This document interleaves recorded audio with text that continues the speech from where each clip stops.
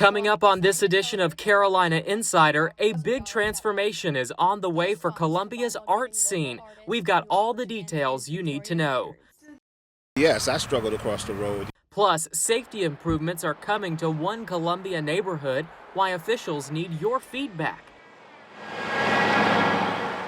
But first, South Carolina gets its first vet school. Find out how it came together. Carolina Insider starts now.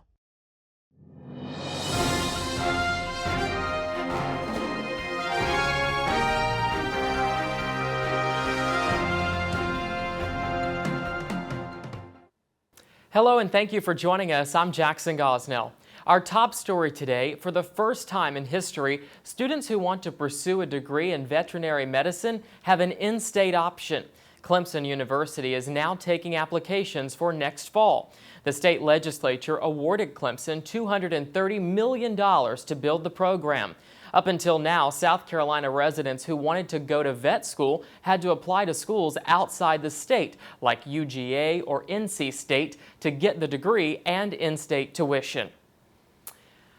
Shifting gears to the flagship campus here, the University of South Carolina wants to hear from students about the future.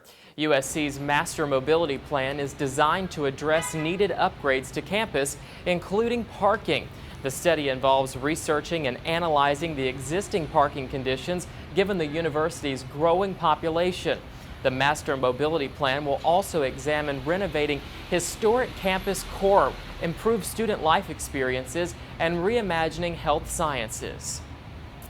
As the university puts its transportation plans in motion, the South Carolina DOT looks to do some road work of its own, and it could affect you.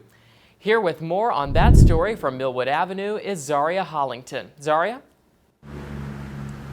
Thank you, Jackson. I'm standing right here on Millwood Avenue, one of Columbia's busiest roads that has seen hundreds of crashes in recent years. Many people in the community say that safety has been a concern for a long time.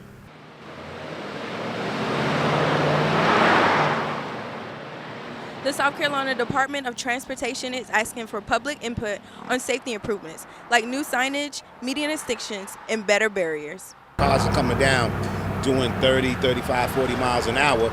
It's hard to get across with one light, one traffic light. With Columbia ranked as the 12 most dangerous cities for pedestrians, officials hope that these upgrades can change that. Community feedback ends tomorrow. Back to you, Jackson. Thanks so much, Zariah. A different kind of facelift is bringing a new life to a landmark downtown. Finley Park is turning a new page. After months of renovations, now you'll see a new fountain, new playgrounds with a splash pad, pickleball courts, and more. Interestingly enough, these goats they're using to help clean up around the edges. It'll be in time for the grand reopening on November 15th when the city hosts an all-day music festival from the new stage. The $24 million transformation was designed to make the park a community anchor and an ideal place for gathering. Creativity is also taking center stage here in Columbia, where a city program is helping local artists showcase their work. With more on that is Carolina Insider's Ava Soto.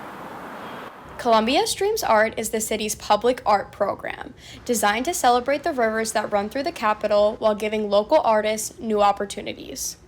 Mayor Rickenman had wanted to have a new program that would utilize hospitality funding to engage some projects that would reach out to our creative community. Columbia Stream's first project was 36 painted trout and raised nearly $30,000 at auction. Those funds, combined with the city's hospitality tax, launched a microgrant program for local artists. And one of the grant recipients is Victoria Rickards. So they gave me $1,250 to put towards the construction of it, and it was enough money for me to pay myself and to afford the material. Rickards will use the grant to build firefly light boxes that mimic real-life fireflies. The micro grants were rewarded after review by a jury of local art professionals. And as for now, no new grants are expected to open until the current grants are all installed, a process expected to last through the next year. Those projects will appear in public spaces across Columbia through next summer. I'm not too sure where the other artists are. That's also what I'm excited for. It's like a surprise for me too. And for Victoria Rickards, this program is more than funding. It's a reason to stay rooted in Columbia. Wow, a lot going on here in Columbia. But wait, there's more. We wrap up with some events lined up for you this weekend. In today's Carolina calendar, Cottle Strawberry Farms Fall Fest is happening now through November 3rd in Hopkins. You can pick fruit between 10 and 6 Fridays, Saturdays, and Sundays. That's just south of Columbia on the way towards Congaree Park. Children 2 and under 2 get in for free, and for everyone else, it's $14 plus fees online or $16 at the farm. The wildest annual Halloween party in town continues at Boo in the Zoo at the Riverbank Zoo and Garden. It runs now through October 30th from 6 to 9 p.m. and tickets are $20. And Homecoming Week here at Carolina wraps up with a sold-out alumni homecoming on the Horseshoe, and the Gamecocks going head-to-head with Alabama at Williams-Brice Stadium. That's it for this edition of Carolina Insider, a student production here in the Kennedy Greenhouse studio in the School of Journalism and Mass Communications. Thank you for joining us. We'll see you back here next week.